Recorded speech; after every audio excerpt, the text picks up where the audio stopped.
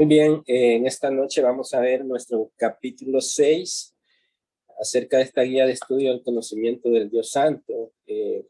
Recuerdan ustedes que cuando iniciamos la guía estábamos hablando de que el conocimiento del Dios Santo es, de alguna manera, si podemos figurarla, es una inmensa montaña en la cual nosotros, seres mortales, sus criaturas, vamos iniciando ese conocimiento en la falda de esa montaña tan inmensa, pero que paso a paso se va escalando para conocer acerca del Dios verdadero y la manera que Él se ha revelado es en las Escrituras.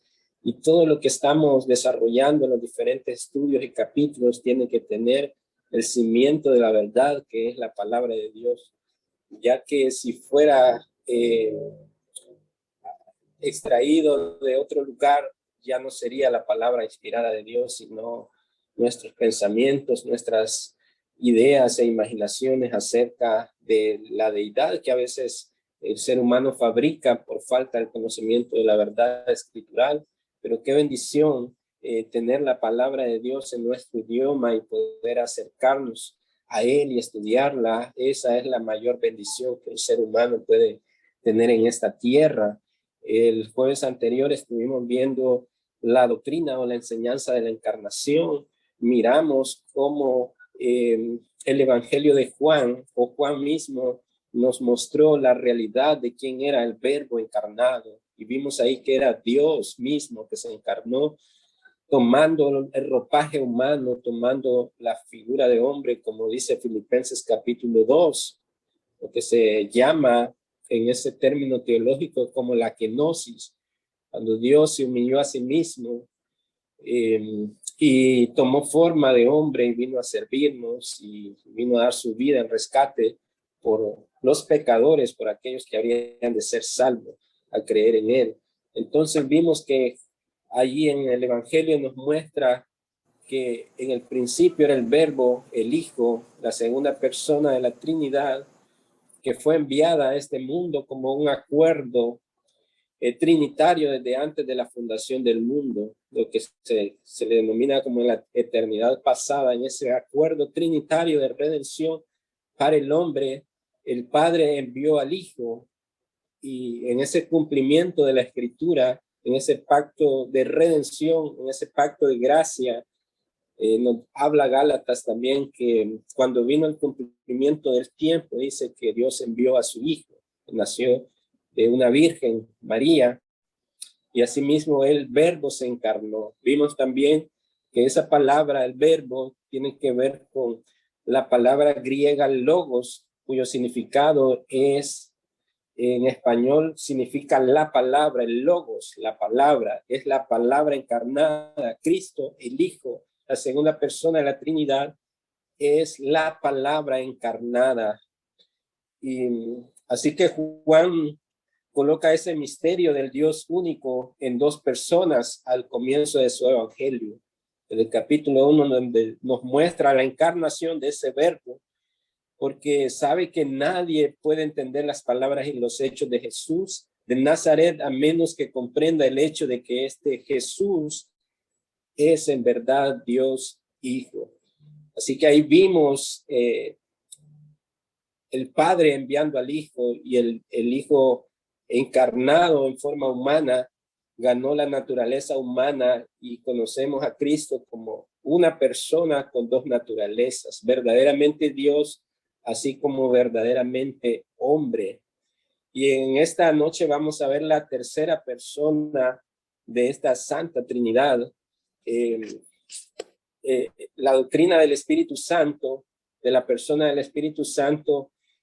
Hay poco estudio acerca de la doctrina del Espíritu Santo. Generalmente las iglesias enfatizan más en la doctrina del Padre y del Hijo, sobre todo en la del Hijo, porque ahí vemos su ministerio terrenal, los milagros que él hizo en los evangelios relatados, sus obras extraordinarias, su sacrificio vicario en favor de los pecadores, su resurrección, su ascensión, su ministerio como sacerdote en los cielos a la diestra del Padre, su segunda venida en el futuro, y todos estos aspectos que tienen que ver con la segunda persona de la Trinidad, el Hijo. Pero cuando hablamos acerca de la enseñanza de las Escrituras del Espíritu Santo, muy poco se enseña en la iglesia de manera como la Biblia lo aborda.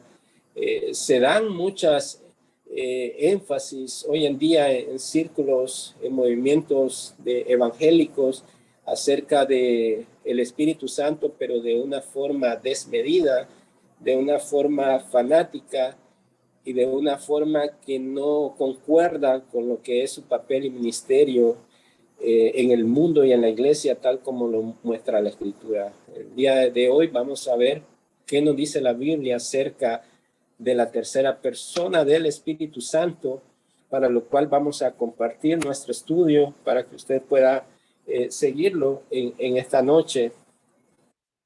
Así que nuestro tema es Él dará testimonio, basado en Juan capítulo 15, verso 26, cuando Jesús estaba anunciándole a sus discípulos que Él debía regresar al Padre en su ascensión, pero que no los dejaría huérfanos. El capítulo 14 de Juan 15, 16 nos habla acerca de que el Padre y el Hijo enviarían al Espíritu Santo a morar en los creyentes y a ser un consolador y un abogado defensor.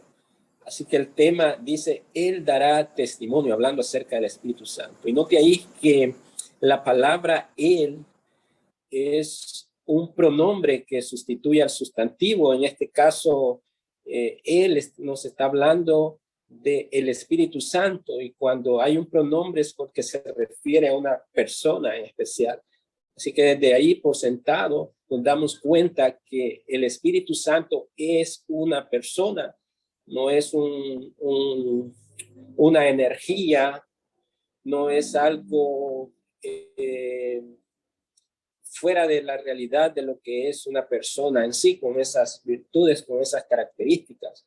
Entonces, de por sentado, el texto nos dice que Él, el Espíritu Santo, la persona, la tercera persona de la Trinidad, dice que Él dará testimonio. Entonces, vamos a ver hoy de qué se trata el testimonio del Espíritu y su papel en la obra de, sobre todo, de los creyentes. Los puntos para tratar en esta noche es, número uno, la tercera persona de la Trinidad. Vamos a estar viendo un poco acerca de la persona de la Trinidad. Es un tema para un estudio exhaustivo que abarcaría muchas horas, pero hoy lo vamos a hacer de manera resumida, pero entendible.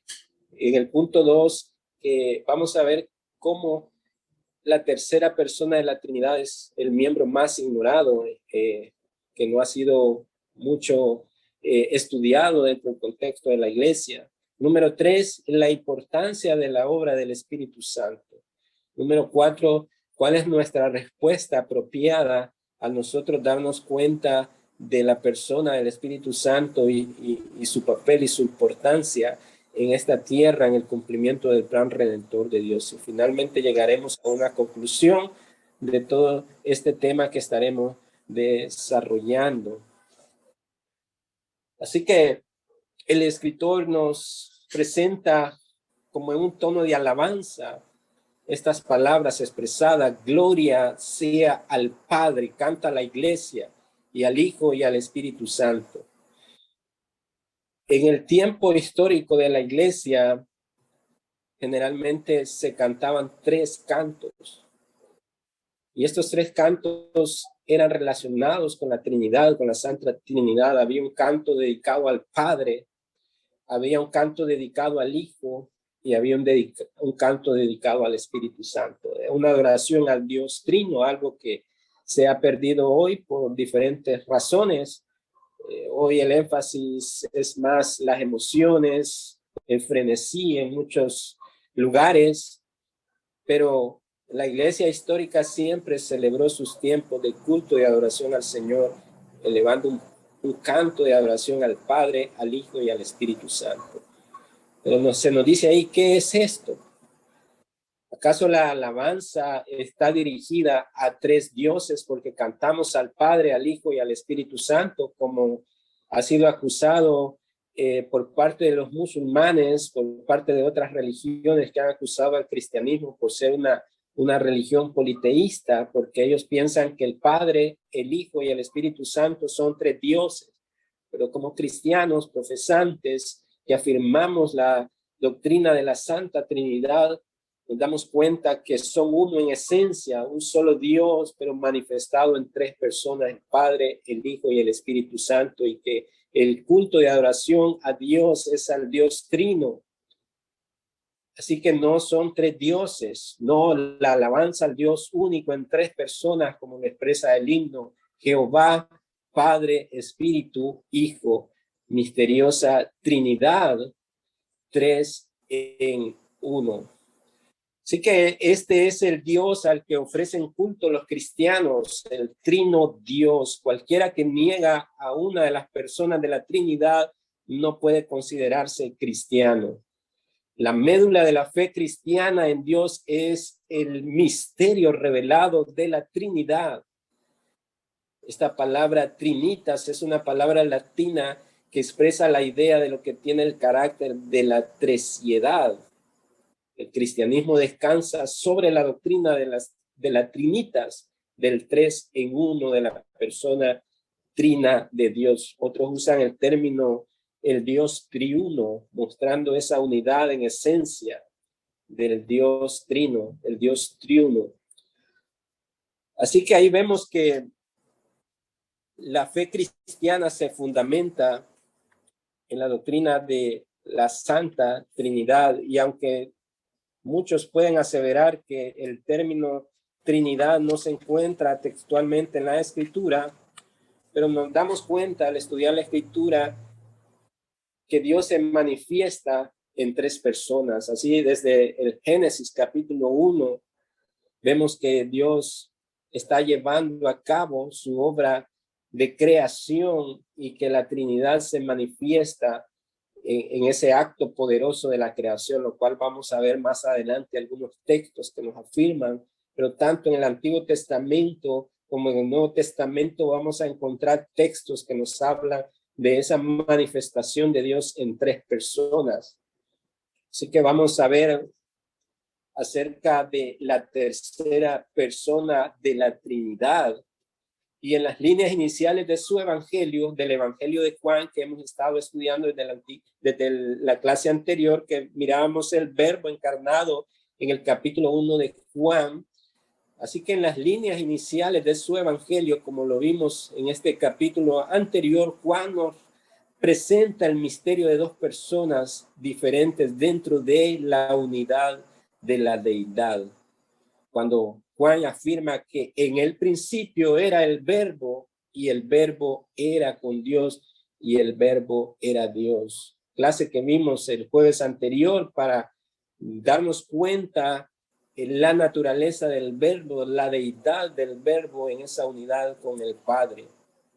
Pero esto no es todo lo que Juan quiere que entendamos, no se queda ahí en las dos personas del Padre y el Hijo. Él quiere que entendamos acerca de la pluralidad de personas en la deidad, de estas tres personas de la deidad, ya que en su relato de la última conversación que tuvo nuestro Señor con sus discípulos, dice que el Salvador, después de haberles explicado que se iba a preparar lugar para ellos en la casa de su Padre, a continuación les prometió el don de otro consolador. Eso que mencionábamos, Jesús está cerca de partir, de ascender al cielo, a la diestra del Padre, y Él está hablando con sus discípulos que es necesario que Él se vaya para que sea enviado el Espíritu Santo, el Consolador, el cual permanecerá en vosotros, les mencionaba Jesús, todos los días hasta el fin del mundo. Así que la promesa del Espíritu Santo también había sido anunciada, que moraría en los creyentes, en el pueblo de Dios, y Jesús está ahí recordando esa promesa del don de otro consolador, que no los dejaría huérfanos, sino que el consolador, el Espíritu Santo, estará con ellos. Y Jesús dice que, y yo rogaré al Padre, y os dará otro consolador para que esté con vosotros para siempre, dado de que el Señor ascendería, ya no estaría físicamente con sus discípulos, pero el Consolador, el Espíritu de verdad, estaría con ellos para siempre. Y este Consolador, el Espíritu de verdad, el cual el mundo no puede percibir, dice, no puede recibir, porque no le ve ni le conoce, pero vosotros le conocéis porque mora en vosotros y estará en vosotros. No os dejaré huérfanos, vendré a vosotros. Jesús está mencionando que el Espíritu Santo, el Espíritu de verdad, el Espíritu de Cristo, el mundo en su estado caído, en su estado natural, separado de Dios, no puede recibir el Espíritu porque ni siquiera lo ve, ni siquiera discierne esta obra espiritual, porque no le conoce, dado de que están muertos en sus delitos y pecados. Pero Jesús, a los que son de él, a los que él conoció y llamó, dice, vosotros le conocéis porque mora con vosotros. Y es interesante porque hasta ese momento el Espíritu Santo no había sido enviado a morar, pero él está diciendo que mora con vosotros. Y la razón es porque ahí vemos la unidad del Dios Trino, aunque el Espíritu no había sido enviado en ese momento, pero Cristo mismo también en esa unidad del Dios Trino es como que él estuviera presente y morando con ellos. Pero también les dice que la promesa estará en vosotros. No os dejaré huérfanos y vendré a vosotros. Así que iniciamos este acercamiento acerca del papel y la obra tan importante del Espíritu Santo en su papel de convencer al mundo de pecado, de juicio y justicia, y a su vez conformar a los creyentes a la imagen de Cristo. Y notemos esta frase que está llena de contenido, denota a una persona, lo que Jesús estaba mencionando en el pasaje que acabamos de leer. Está lleno de contenido esa frase, esa conversación de Jesús acerca de la promesa de la persona del Espíritu Santo, porque denota precisamente que el Espíritu Santo es una persona y es una persona realmente notable, que es un consolador, y la riqueza de ese concepto se desprende de la diversidad de traducciones que hay en diferentes versiones. Y la palabra para que se usa en griego es parácletos, y esa palabra en griego significa abogado, ayudador. Hay otras traducciones que lo traducen como animador, consejero, asistente y vicario. Esas son las diferentes traducciones que se le da a la persona del Espíritu Santo en su papel en cuanto a desarrollarlo en este mundo, en esta tierra, especialmente en su iglesia. Así que este vocablo que vemos ahí de ayudador, de abogado, de defensor, de animador, de consejero, asistente, nos muestra de que es una persona, porque una simple energía o un choque eléctrico en el cuerpo no significaría nada, pero cuando lo vemos como persona, nos damos cuenta que él es nuestro ayudador. En el momento de la debilidad podemos orar, invocar al Espíritu Santo que mora en los creyentes para ayudarnos a vencer las tentaciones, nuestras debilidades, que es nuestro abogado, que nos anima, que nos fortalece para poder seguir batallando con los deseos de la carne mientras estamos en esta tierra. Así que este vocablo comunica la idea de estímulo, apoyo, asistencia, cuidado y de asumir la responsabilidad del bienestar del otro. Ese es el papel extraordinario que hace el Espíritu Santo, el cual viene a apoyar al creyente, a asistirlo, a cuidarlo, a protegerlo, con el propósito de que se mantenga en bienestar, preparándolo para cuando Cristo venga en su segunda venida.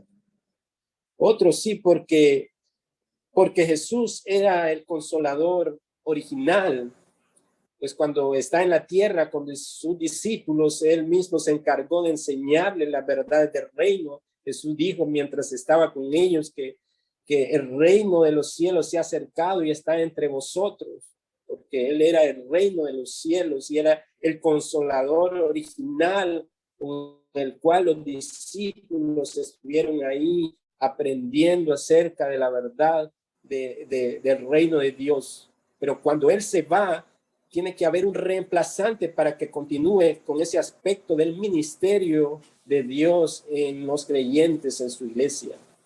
Y por lo tanto, podemos apreciar todo lo que quería decir nuestro Señor cuando habló de otro consolador, cuando habló de la promesa del Espíritu Santo, porque era tan importante que Él viniese a este mundo, pues sus discípulos quizás de manera sentimental no querían que Jesús se fuera, que ascendiera al cielo. Ellos querían estar físicamente con Él, pero Jesús les afirmó y les dijo, es necesario que yo me vaya para que la promesa del Padre, para que la promesa del Espíritu venga a morar en ustedes y no los dejaré huérfanos.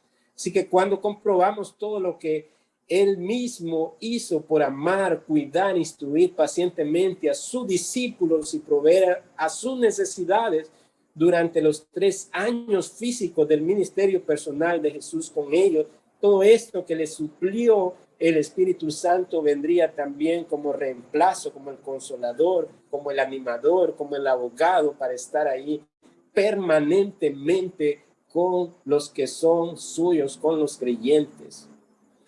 Así que luego el Señor procedió a decir que quién era ese nuevo consolador. Él pasa a explicar quién es el consolador. Y en Juan capítulo 14, versos 17 y 26, Él nos habla de que el consolador es el Espíritu de verdad y que también nos dice que es el Espíritu Santo, ahí revelándonos, mostrándonos que procede del Padre y del Hijo en ese Dios trino. Y en este nombre denota deidad. Cuando nos referimos al Espíritu de verdad, el Espíritu Santo nos muestra su carácter, sus atributos también que pertenecen a la deidad, porque Dios es santo y Dios es veraz, Dios es la verdad. Asimismo tiene esos mismos atributos el Espíritu Santo. Y encontramos esta extraordinaria verdad en el Antiguo Testamento, de que el verbo de Dios, cuando nos referimos al verbo de Dios, estamos hablando de la segunda persona de la Trinidad, o sea, Cristo, el Hijo de Dios. En el Antiguo Testamento, el verbo de Dios y el Espíritu de Dios constituyen figuras paralelas. El verbo de Dios es su palabra todopoderosa y el Espíritu de Dios es su aliento todopoderoso. Ambas frases comunican el concepto de su poder en acción. Vemos que la naturaleza del Espíritu Santo es Dios, porque lo vemos ahí que desde antes de la fundación del mundo, antes de que el mundo existiera, el Espíritu Santo estaba ahí con el Padre y el Hijo. Ahí nos deja ver el escritor que el verbo era esa palabra todopoderosa en la cual se creó. El Génesis 1 nos habla de que con el poder de su palabra creó todas las cosas, pero que también el Espíritu Santo aparece como el aliento de Dios y estos aparecen juntos con la palabra en el relato de la creación. Y lo vemos como que el Espíritu es el aliento de Dios, se movía sobre de las aguas y dijo Dios y fue. Por la palabra de Jehová fueron hechos los cielos y todo el ejército de ellos por el aliento, por su espíritu de su boca. Vemos ahí la unidad del Dios Trino en la creación, en el cimiento del sistema de las cosas. Entonces vemos ahí que el verbo, que esta palabra traducida en griego como logos, que es esa palabra creadora, también está unida al aliento de Dios, que es el espíritu de su boca. El Espíritu es enviado por el Hijo tanto como el Padre. Consecuentemente, tenemos la siguiente serie de relaciones. Y estas cosas son importantes para entender esa manifestación del Dios Trino en las 3 personas, cómo ellos trabajan en unidad para llevar a cabo el pacto de redención de su pueblo, desde la eternidad pasada. Entonces vemos que el Espíritu es enviado por el Hijo tanto como el Padre. Consecuentemente tenemos la siguiente serie de relaciones. Número uno, el Hijo está sujeto al Padre por cuanto el Hijo es enviado por el Padre en su nombre. Encontramos pasajes como Juan 5:43, que Jesús dice, yo no he venido en mi nombre, sino en nombre de mi Padre. Juan 12:49 dice, porque yo no he hablado por mi propia cuenta, dice Cristo. El Padre que me envió, Él me dio mandamiento de lo que he de decir y de lo que he de hablar. Así que el Hijo durante su ministerio se circunscribió a obedecer lo que habían acordado allá en la eternidad, antes de que existiera el mundo, llevar a cabo en ese plan redentor. Y él no se envió por sí mismo. Él está hablando de que el Padre me envió para cumplir esa misión. Luego, en el punto 2, nos habla de que el Espíritu está sujeto al Padre por cuanto el Espíritu es enviado por el Padre en el nombre del Hijo. Y nos damos cuenta que ninguno de las tres personas de la Trinidad está en oposición. Vemos ahí que hay una unidad perfecta en sus roles, en su misión con el mundo y en el pueblo de Dios. El Espíritu Santo está sujeto al Padre, pero no porque signifique que sea menos, porque ya hemos estado estableciendo que el Espíritu Santo es Dios, el Hijo es Dios y el Padre es Dios. Así que no hay una contienda de poder entre las tres personas de la Trinidad. Es un asunto de administración en sus roles como personas.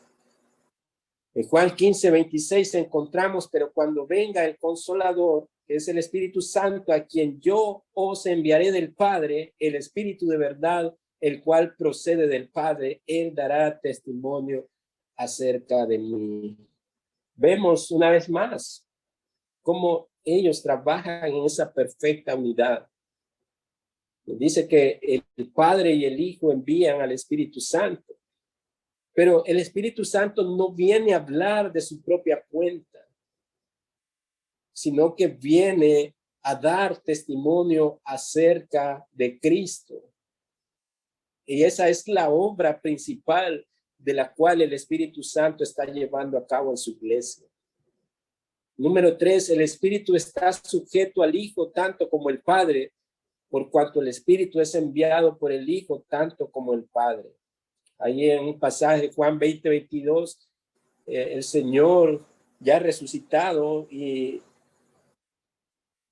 manifestado a sus discípulos en su aparición, ya glorificado, él sopló y les dijo, recibid el Espíritu Santo. Y es en ese momento que el Espíritu Santo viene a morar en los discípulos de Cristo antes de su ascensión. Así que en cuanto a la tercera persona de la Trinidad, el Espíritu Santo, así Juan deja estampada la revelación de nuestro Señor sobre el misterio de la Trinidad, tres personas y un solo Dios. El Hijo hace la voluntad del Padre y el Espíritu hace la voluntad del Padre y del Hijo. Y lo que recibe realce es que el Espíritu que viene a los discípulos de Cristo para que esté con vosotros para siempre, viene a ejercer el ministerio de la consolación en lugar de Cristo. Por lo tanto, si el ministerio de Cristo como consolador era importante, el misterio del Espíritu Santo como consolador no puede ser menos importante. Lo que nos dice aquí es que no debemos ver alguna persona de la Trinidad como que fuera más importante en adoración, en devoción, como decir, solo enfocarnos en la persona de Cristo, sino también el Espíritu Santo es digno de la adoración y él no puede ser menos importante, ya que los tres son uno en esencia, un solo Dios. Punto 2 de desarrollo de esta noche, el miembro ignorado de la Trinidad. Y aquí es donde entramos a la parte de la ignorancia bíblica en cuanto a la persona del Espíritu Santo. Esa ignorancia que ha ocasionado falsas doctrinas, falsas manifestaciones atribuidas al Espíritu Santo, prácticas incluso ocultistas que se le atribuyen al Espíritu Santo, pero que cuando lo filtramos por la palabra de Dios, la Biblia, la única regla de fe y conducta que posee la iglesia, nos damos cuenta que no son prácticas cristianas y que no tampoco la vemos en la historia de la iglesia en los siglos pasados, que eran doctrinas que se practicaban. Así que resulta sorprendente ver la diferencia con que se tratan la doctrina bíblica de la segunda y la tercera persona de la Trinidad. La persona y la obra de Cristo han sido y siguen siendo el tema de debate en el seno de la iglesia. Mas la persona y la obra del Espíritu Santo han sido olvidadas sistemáticamente. La doctrina del Espíritu Santo es la cenicienta de las doctrinas cristianas. Son muy pocos los que parecen interesarse en ellas. Y aquí es donde vamos a entrar al meollo del asunto, el por qué hay falta de conocimiento del papel del Espíritu Santo. El cristiano corriente tiene una idea muy nebulosa acerca de la obra que realiza el Espíritu Santo. Aquí es donde encontramos prácticas que se le atribuyen al Espíritu Santo y que no están dentro de las Escrituras. Algunos inconversos que asisten a algunas iglesias se asombran y prácticamente salen despavoridos de esos lugares al encontrar prácticas extrañas como caerse en el espíritu hacia atrás, como el vómito, como danza en el espíritu y aquella locura que se ve en algunos cultos, entre comillas, cristianos, cosas de las cuales incluso los incrédulos tienen mayor discernimiento cuando dicen esas cosas no proceden de Dios, porque Dios no es un Dios de desorden, sino un Dios de orden. Y algunos incluso hemos estado ahí en esos trasfondos de iglesias y quizás en algún momento vivimos y practicamos esas cosas, todo por falta del conocimiento de la verdad bíblica, de lo que se nos revela en la Escritura acerca de la persona y obra del Espíritu Santo. El énfasis en estos movimientos actuales, que ya de casi un siglo han venido distorsionando esta enseñanza del Espíritu Santo, rebajando la obra del Espíritu Santo a simples emociones personales, a calores personales, de tal manera que la gente asiste a lugares así para experimentar cosas en su cuerpo, experimentar algo eléctrico, una corriente eléctrica que corre por mi cuerpo, incluso canciones que se le escriben al Espíritu Santo, pero alejadas de la verdad bíblica, que llevan más a la gente al emocionalismo, a esas conexiones místicas, a buscar esas cosas externas, todas esas manifestaciones que no han sido practicadas por la historia de la iglesia y que vemos hoy en día. Hay personas que dicen ser poseídas por el Espíritu Santo y ladran como perros, que hacen ruidos extraños, que hacen movimientos como de serpiente y alegan que han sido poseídos del Espíritu Santo. Y en la Escritura, los únicos eventos que encontramos ahí en los relatos del Evangelio, cuando personas caían al suelo y se revolcaban, eran personas que estaban endemoniadas y no creyentes, no cristianos. De tal manera que nosotros al abrir la Escritura encontramos cuál es realmente la obra del Espíritu Santo y de esa manera cómo es que Él está operando en la vida de los creyentes y en la iglesia. Así que toda esta corriente de cristianos tienen una idea muy vaga acerca de la obra del Espíritu Santo. Algunos hablan sobre el Espíritu de Cristo en forma similar a como se hablaría sobre el Espíritu de la Navidad. Cuando se acerca la Navidad, que se habla mucho, el Espíritu de la Navidad, que todo es hermandad, que el rico y el pobre, que hay alimento, que la familia. Entonces, algunos hablan de esa manera, como se toma el Espíritu de la Navidad, como que fuera así, de esa manera que se debe tratar al Espíritu Santo. Como si se tratase de una vaga presión cultural que produce afabilidad y religiosidad. Otros incluso han llegado a pensar o piensan que es el Espíritu Santo que inspiró las convicciones morales de incrédulos, tales como Mahatma Gandhi o el misticismo teosófico de un Rudolf Steiner. Personas que atribuyen a la inspiración del Espíritu Santo, incluso personas que no son cristianos, pero la mayoría probablemente no piensan en el Espíritu Santo en absoluto, no se detienen a pensar qué dice la Escritura acerca del papel y de la obra del Consolador, del abogado, de la promesa de Dios. Solo están pensando en cosas externas, en lo que se obtiene, solo piensan en el poder, solo piensan en todas estas cosas externas. Y muchos falsos maestros han manchado la obra del Espíritu Santo, atribuyendo barbaries por su corazón arrogante, sediento de poder, porque no conocen la Escritura, no piensan en el Espíritu Santo en absoluto, sino en que el centro, el ego sea yo. Ellos no tienen ideas concretas de ninguna naturaleza acerca de la función y de esa obra maravillosa del Espíritu Santo.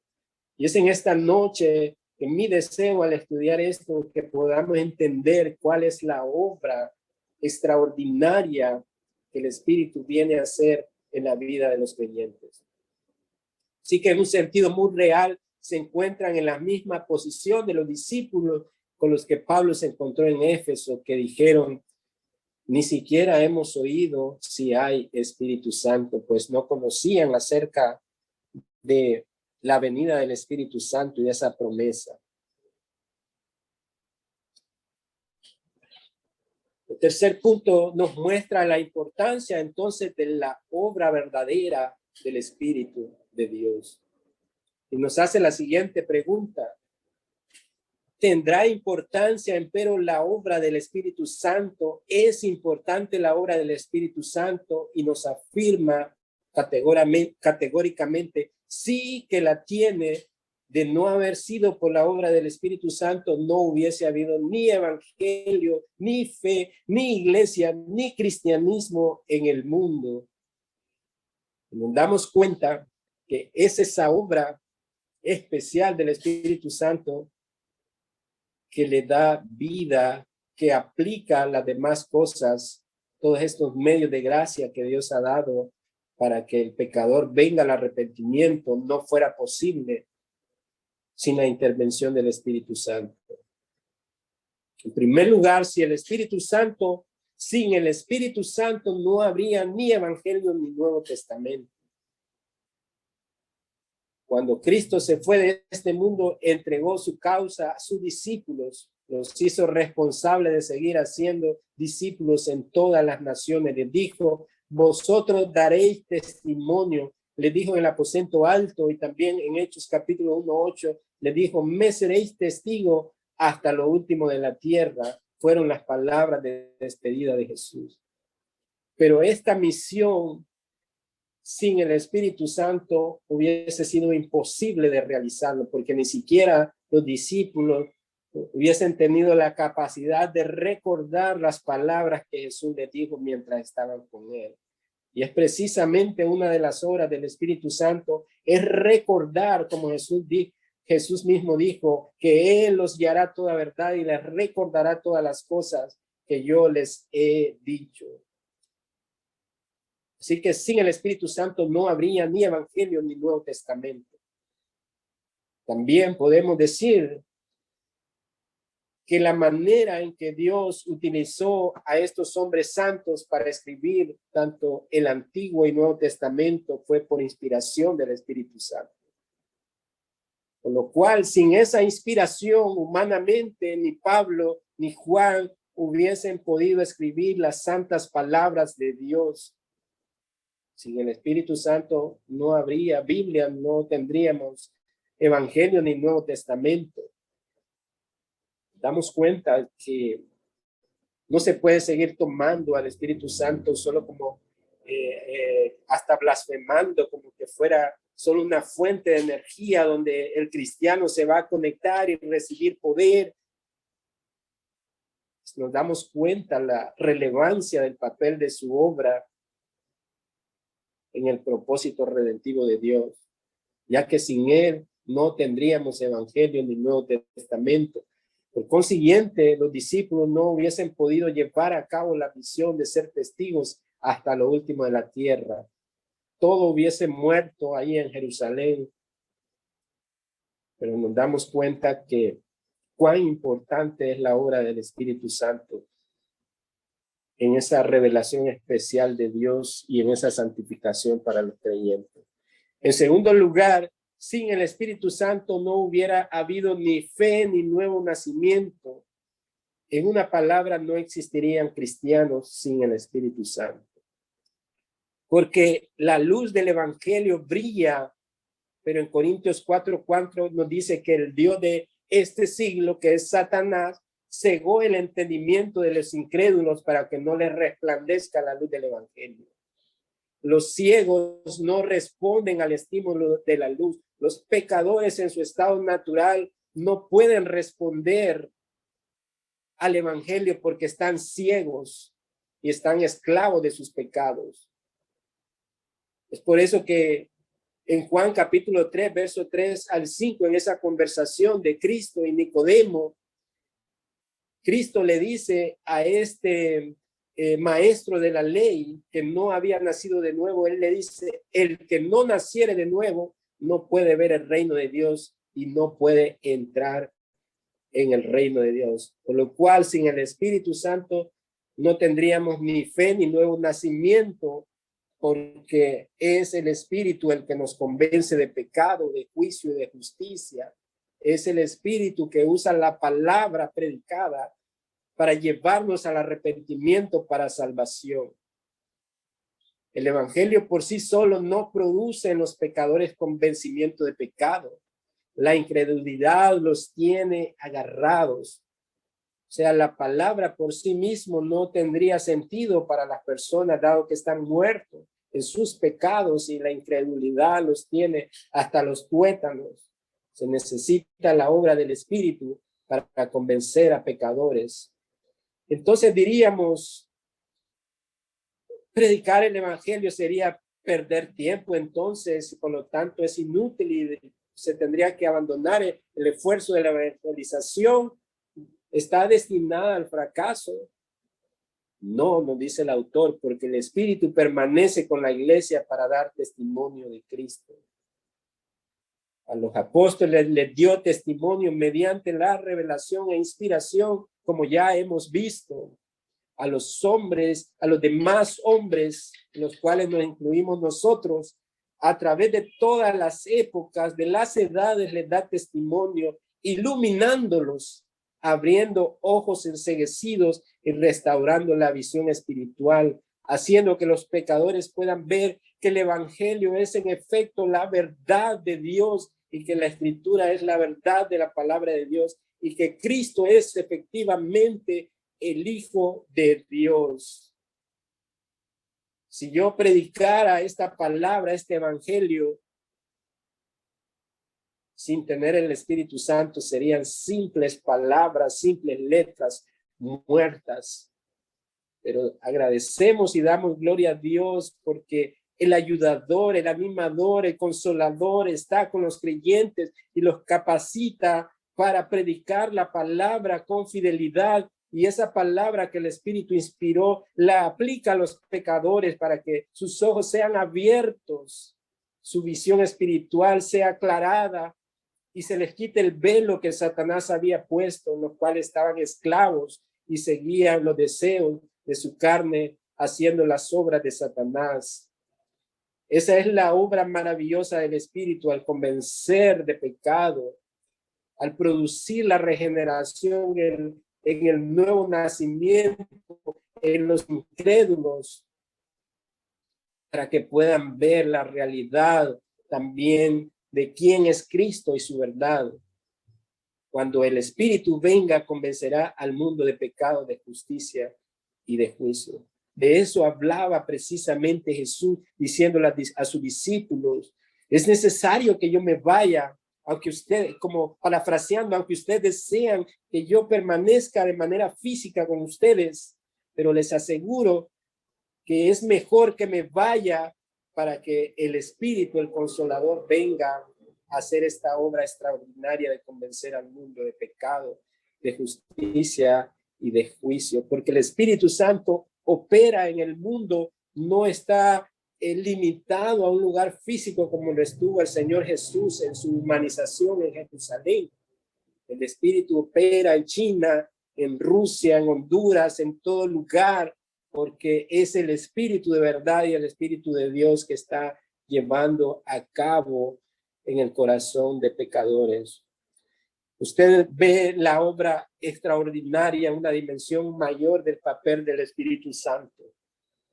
Y Pablo nos señala el camino y nos dice en 1 Corintios capítulo 2, verso 1 al 5, hermanos, cuando fui a vosotros para anunciarlo el testimonio de Dios, no fui con la excelencia de palabras o de sabiduría, ni mi palabra, ni mi predicación fue con palabras persuasivas de humana sabiduría, sino con demostración del Espíritu y de poder, para que vuestra fe no esté fundada en la sabiduría de los hombres, sino en el poder de Dios.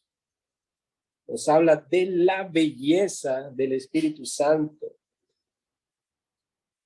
al revelar al apóstol Pablo como el depositario de la revelación de Dios, que lo llevó a escribir estas cartas apostólicas en el Nuevo Testamento, que no fueron palabras, como dice él, no fueron palabras inventadas por Pablo, no fueron de humana sabiduría, sino con esta demostración, con ese aliento del Espíritu de Dios, que es la boca misma de Dios, y con ese poder, porque la palabra de Dios, la Biblia, es el poder de Dios, para que nuestra fe no esté fundada en la sabiduría de los hombres, sino en ese poder de Dios. Y porque el Espíritu da testimonio de este modo, los hombres acuden a la fe cuando se predica el Evangelio, pero sin el Espíritu no habría un solo cristiano en todo el mundo. De manera que la obra del Espíritu Santo es utilizar la palabra predicada, utilizar el Evangelio para testimonio a los hombres, pero también su papel es llegar al interior de las personas usando esa palabra, la cual él puede producir el nuevo nacimiento, la regeneración, y sin el Espíritu no habría un solo cristiano en el mundo. Ahora, el punto 4, nuestra respuesta apropiada sobre lo que hemos estado estudiando. Hemos visto que el Espíritu Santo no debe ser rebajado de una manera superficial, solo apuntando a cosas externas o a sentires, como lamentablemente se ve hoy en día. La gente le agrada esos ambientes de música para sentir emociones, y la gente va a las iglesias diciendo: ahí no sentí nada, ahí no estaba el Espíritu Santo y mejor me voy. Pero por ignorancia, por no conocer la doctrina del Espíritu Santo y su papel al llevar a cabo de arrepentimiento, de santificación y de estarnos conformando a la imagen de Cristo. El Espíritu Santo nos lleva a Cristo, apunta hacia Cristo. El Señor mismo dijo de que no hablará de sí mismo, sino que dará testimonio de mí.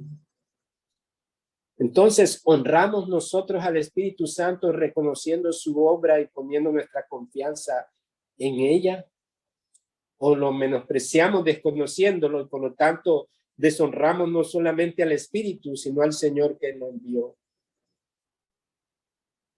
En nuestra fe aceptamos la autoridad de la Biblia, el Antiguo Testamento profético y el Nuevo Testamento apostólico que el Espíritu mismo inspiró.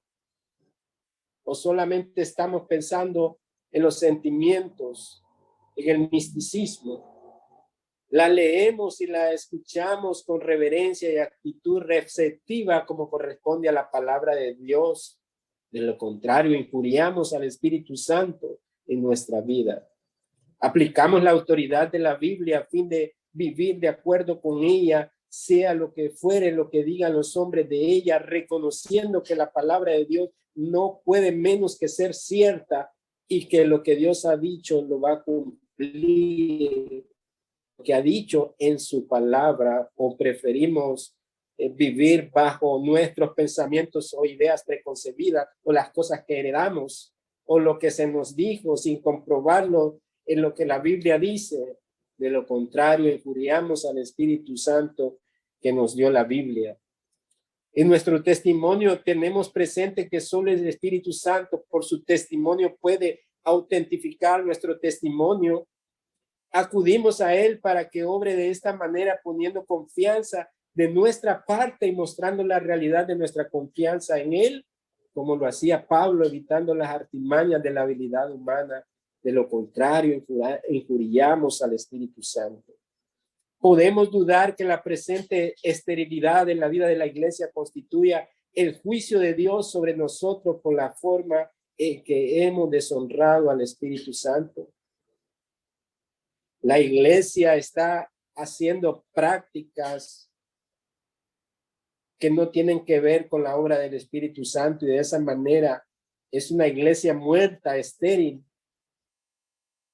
que es una fachada donde simplemente aparenta un éxito por los números, por la silla o la edificación, la estructura, pero que no tiene el contenido real que nos da la Biblia acerca del Espíritu Santo. Y en este caso, ¿qué esperanza tenemos de que esto se rectifique a menos que aprendamos a honrar al Espíritu Santo en nuestra manera de pensar, en nuestra manera de orar y en la práctica de la vida? Porque el Espíritu Santo no debe ser tomado de manera superficial. Algunas personas que dicen, el Espíritu Santo es mi amigo, ay, qué lindo el Espíritu Santo, pero ni siquiera conocen la obra de él en el mundo, en la iglesia, al conformar a los santos, al purificarlos, a prepararlos para la venida del Señor Jesucristo. Él dará testimonio. El Espíritu Santo dará testimonio, y el que tiene oído, oiga lo que el Espíritu dice a la iglesia, como lo menciona en el último libro, en el Apocalipsis. Finalmente, como conclusión, para poder ser hijos de Dios, las personas necesitan primero nacer de nuevo. Lo que Jesús dijo en Juan 13, es necesario nacer del Espíritu y no de la carne. Primera de Corintios 12:3, en su segunda parte, nos dice que nadie puede decir Jesús es el Señor excepto por el Espíritu Santo. Los que están muertos en sus delitos y pecados, alejados, separados de Dios por su pecado, aunque de manera audible, física, digan, llamen a Jesús como el Señor, pero la Escritura nos dice que nadie puede decir Jesús es el Señor excepto por el Espíritu Santo.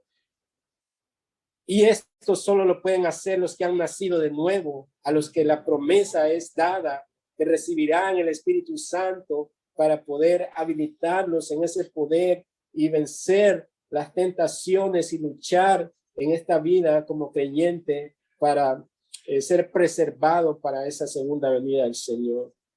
Es la obra del Espíritu Santo que utiliza la palabra que él mismo inspiró para traernos a Cristo.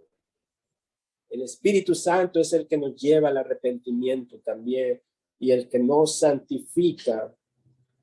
Finalmente, en segunda de Tesalonicenses capítulo 2, verso 13, nos dice, pero nosotros siempre tenemos que dar gracias a Dios por vosotros, dice Pablo escribiendo a esta iglesia de Tesalónica, hermanos amados por el Señor, porque Dios os ha escogido. Y ahí vemos una vez más el plan del Dios Trino en la redención de su pueblo desde antes de la fundación del mundo. Y Pablo dice, Dios os ha escogido desde el principio, desde el principio de la creación ya había decretado la salvación de aquellos que son suyos mediante, y este es el instrumento, mediante la santificación por el Espíritu y la fe en la verdad. Tal manera que hoy vemos que no podemos separar a ninguna de las tres personas de la Trinidad. Es el Dios Trino el que lleva a cabo la salvación, la redención. El Padre envió al Hijo, el Hijo cumplió la misión al entregar su vida por los pecadores y el Espíritu Santo la selló, el cual el Espíritu es el sello de nuestra herencia, de que pertenecemos a Dios, que hemos sido adoptados como hijos suyos. Oremos en esta noche para finalizar y agradecer a Dios por su obra de redención, especialmente el Espíritu Santo, su obra de convencernos de pecado, de santificación. Señor, te damos gracias en esta noche por darnos la oportunidad de estudiar acerca de la tercera persona de la Trinidad, del Espíritu Santo, y hemos visto, Señor, esa unidad perfecta en el Dios Trino, el Padre, el Hijo y el Espíritu, iguales en esencia, Señor, pero con diferentes roles, y que cada uno de esos roles lleva a cabo y ejecuta el plan redentivo, Señor, con el fin de que los salvos, los escogidos, Señor, los santificados por el Espíritu, sea para alabanza de tu gloria, Señor. Recibe gloria en esta noche y permítenos meditar en la persona del Espíritu Santo, conocerle más, y la manera en que lo podemos conocer es en la Escritura, la que Él mismo inspiró para nuestro beneficio, y es esta palabra la que usa tu Espíritu para guiarnos a toda verdad, Señor. Te alabamos en esta noche y te damos gracias en Cristo Jesús.